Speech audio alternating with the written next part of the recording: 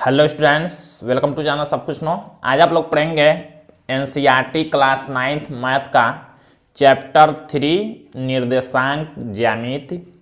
इससे पहले वाले पार्ट में आप लोगों ने चैप्टर 1 पूरा संख्या पद्धति कंप्लीट पढ़ाई किया था और चैप्टर 2 को हमने सबसे पहले अप्रैल मई में ही पढ़ा दिया था। तो चैप्टर 2 हमने पहले पढ़ाया था, चैप्टर 1 को बाद में हमने पढ़ाया और फिर अब हम चैप्टर 3 शुरू करने वाला है निर्देशांक ज्यामिति।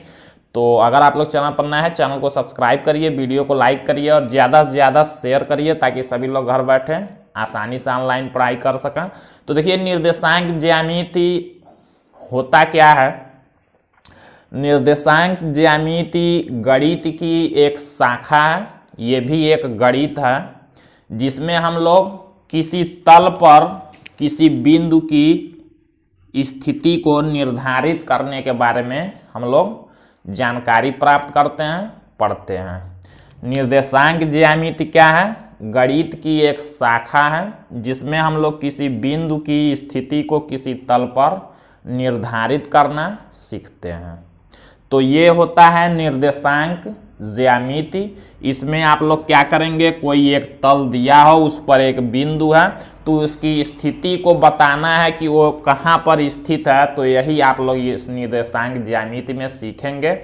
निर्देशांक ज्यामिति काफ़ी बड़ा इसका रूप होता है। इसमें आप लोग बिंदुओं के बीच की दूरी और भी बहुत सारी जानकारियाँ प्राप्त करते हैं। तो सबसे पहले आप लोग किसी बिंदु की स्थिति निर्धारित करना जानेंगे। जैसे कि आप लोग चैप्टर 1 में पढ़ चुके हैं, ऐसे संख्या रेखा संख्या पद्धति आप लोगों ने चैप्टर 1 में पढ़ा। बीच में हम लोग 0 लेते हैं और राइट साइड में प्लस वाले नंबर होते हैं और लेफ्ट साइड में माइनस वाले नंबर होते हैं। ये आप लोग पढ़ चुके हैं। तो अभी तक आप लोगों ने जो पढ़ा कि किसी संख्या को, किसी बिंदु को संख्या रेखा पर कैसे हम लोग उसको दिखा सकते हैं, उसको निर्धारित कर सकते हैं। अभी तक आप लोगों ने क्या पढ़ा कि कोई बिंदु है, उसको संख्या रेखा पर कैसे आप लोग दर्शा सकते हैं, उसकी स्थिति बता सकते हैं कि वो बिंदु संख्या रेखा पर कहाँ स्थित है। लेकिन अब क्या है, निर्देशांक ज्यामिति में क्या पढ़ना है, कोई बिंदु किसी तल पर स्थित है। मान लीजिए ये बोर्ड है, ये समतल है, तो कोई भी बिंदु है वो किसी समतल पर स्थित है और उसकी आप लोगों को स्थिति बतानी है। तो कैसे बताएंगे? जैसे संख्या रेखा पर स्थिति बताते थे कि ये बिंदु कहाँ पर है, ऐसे आप लोगों को अब समतल पर कोई बिंदु दिया होगा, उसकी स्थिति बतानी होगी कि ये कहाँ पर स्थित है। तो हम लोग देखते हैं इसको। तो देखिए, किसी बिंदु को जो कि एक समतल पर दिया होगा, उसकी स्थिति बताने के लिए हमेशा 2 सूचनाओं की जरूरत होगी। याद आप लोग क्या रखेंगे कि किसी समतल पर अगर कोई बिंदु है या कुछ भी वस्तु रखा हुआ है या कोई आदमी ही है और उसकी स्थिति बतानी है, तो हमेशा 2 सूचनाओं की जरूरत होगी। इसको आप लोग याद रखेंगे। जैसे यहाँ एग्जाम्पल से हम लोग समझते हैं।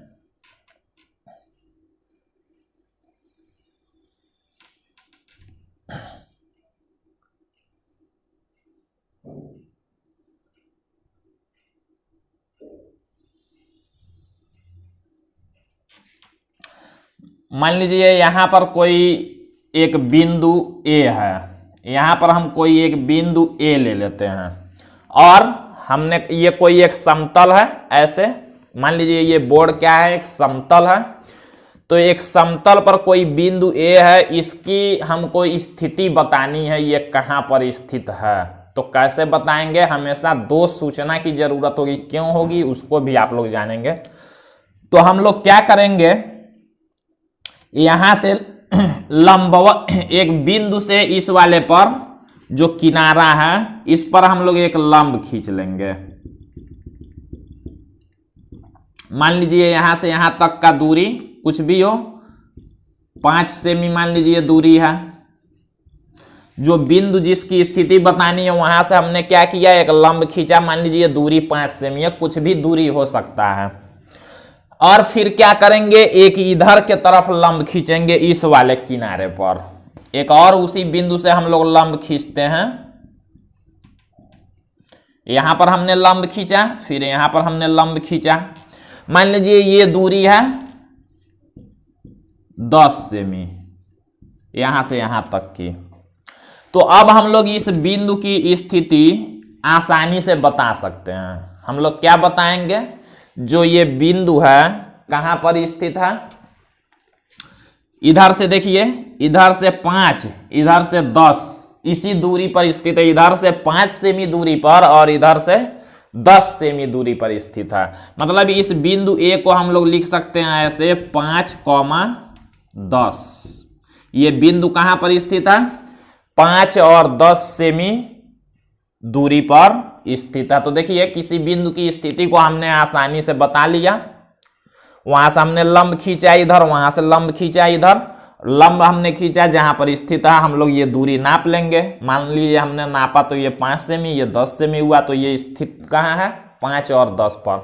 तो हमने अभी कहा कि किसी बिंदु की स्थिति निर्धारित करने के लिए हमेशा 2 सूचनाओं की जरूरत होगी। देखिए ये 2 सूचना है।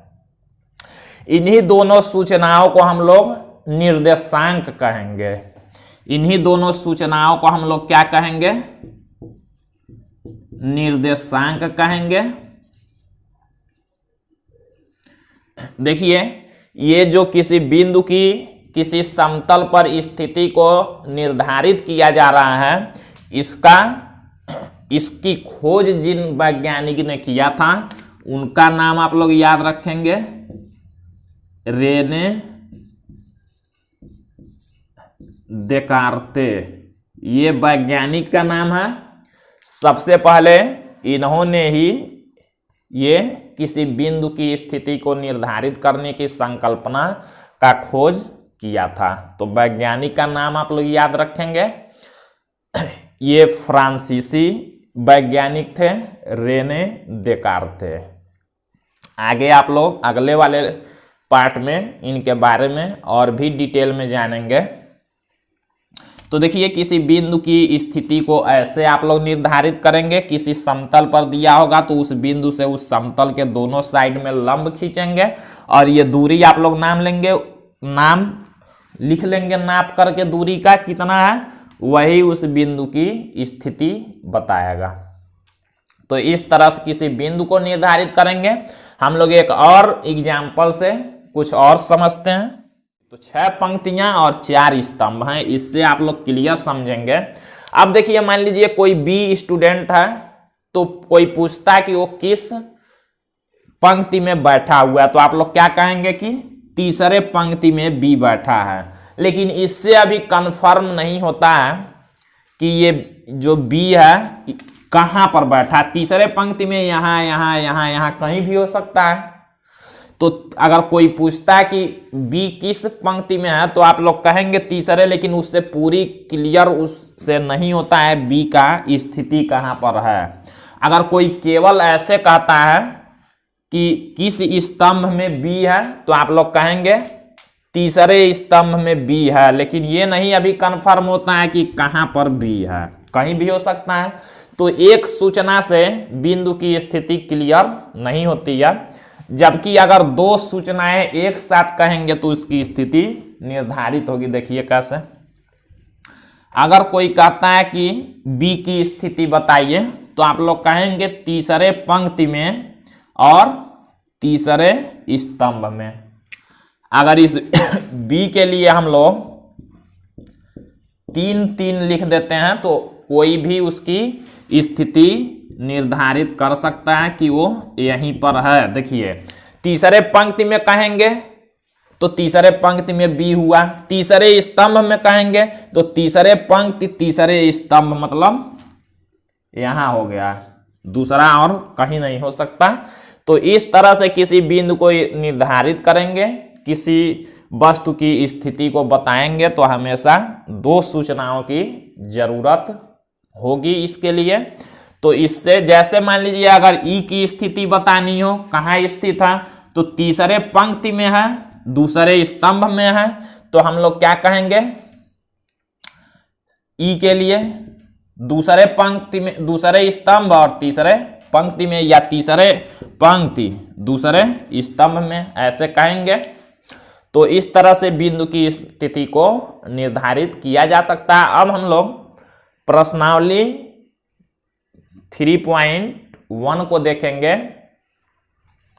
यहां पर प्रश्नावली 3.1 का फर्स्ट क्वेश्चन दिया हुआ है, एक अन्य व्यक्ति को आप अपने अध्ययन मेज पर रखे टेबल लैंप की स्थिति किस तरह बताएंगे। देखिए क्या कर रहा है, हम लोग फिगर से समझते हैं। मान लीजिए एक कोई टेबल है,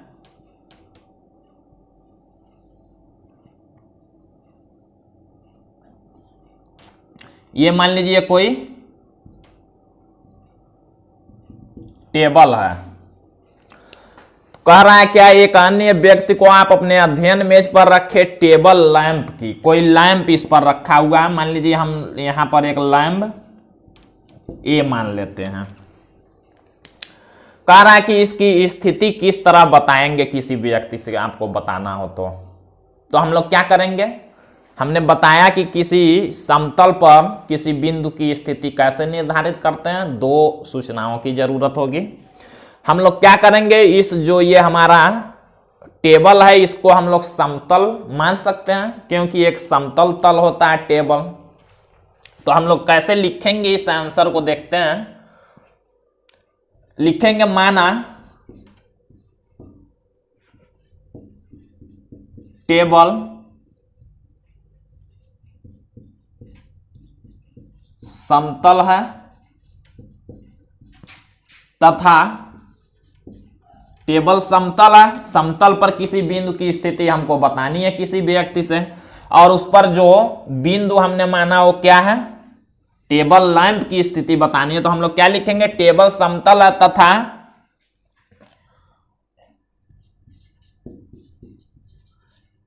बिंदु ए टेबल पर लैंप है। ये जो ए हमने रखा है वो क्या है, वही लैंप है, उसी की हमको स्थिति बतानी है। तो हम लोग क्या करेंगे, देखिए हमने बताया था इस बिंदु से इधर टेबल के एक किनारे पर हम लोग क्या करेंगे, लंब खींच लेंगे।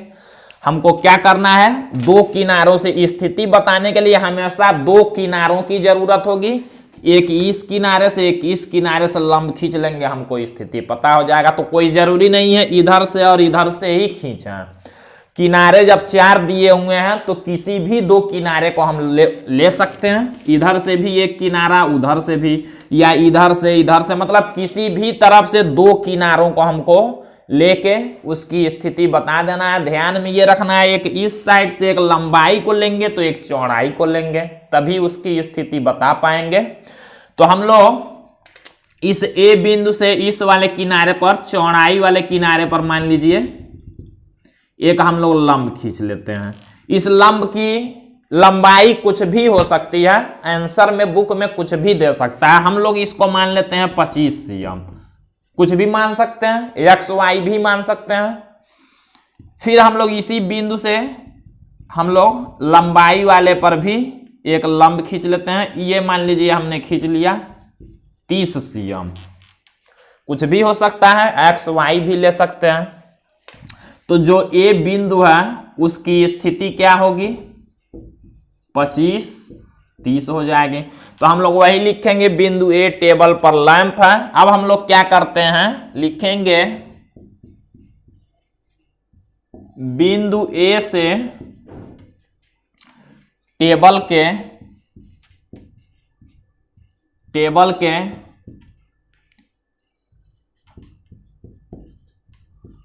चौड़ाई वाले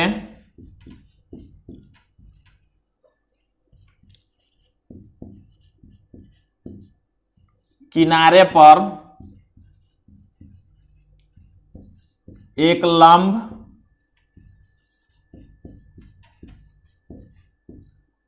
खींचते हैं जिसकी लंबाई, कुछ भी आप मान सकते हैं, 25 cm, यहां ब्रैकेट में लिख लेंगे माना, इसका मतलब हमने माना है इसको, लंबाई 25 cm है। किसकी लंबाई? इस लंब की। तथा और हमने क्या किया, उसी ए बिंदु से लंबाई के तरफ भी खींचा है एक लंब, तथा बिंदु ए से ही टेबल के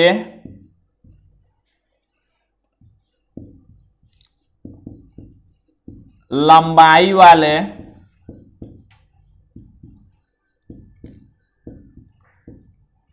किनारे पर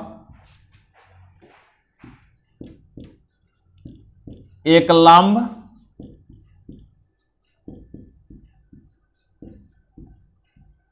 खींचते हैं। ये लंब हमने खींचा, ये लंबाई वाले किनारे पर खींचते हैं, जिसकी लंबाई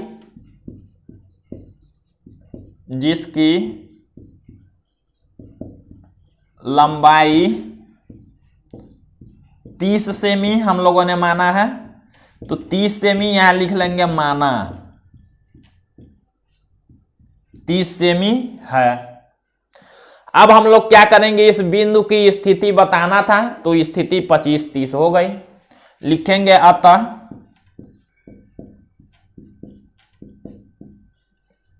बिंदु ए जो कि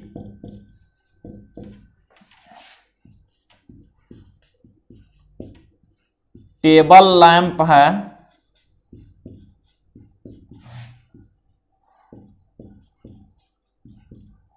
उसकी स्थिति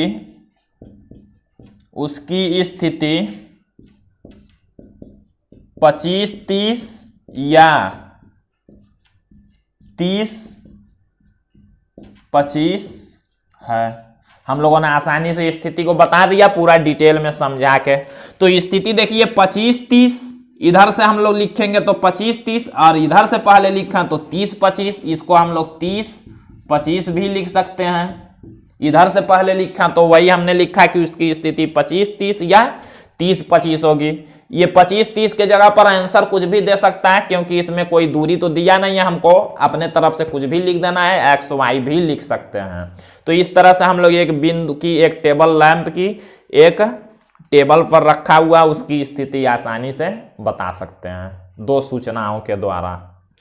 तो अब इस एक्सरसाइज में एक क्वेश्चन और बचा हुआ है, तो उसको आप लोग अगले पार्ट में पढ़ेंगे। आज के लिए बस इतना ही।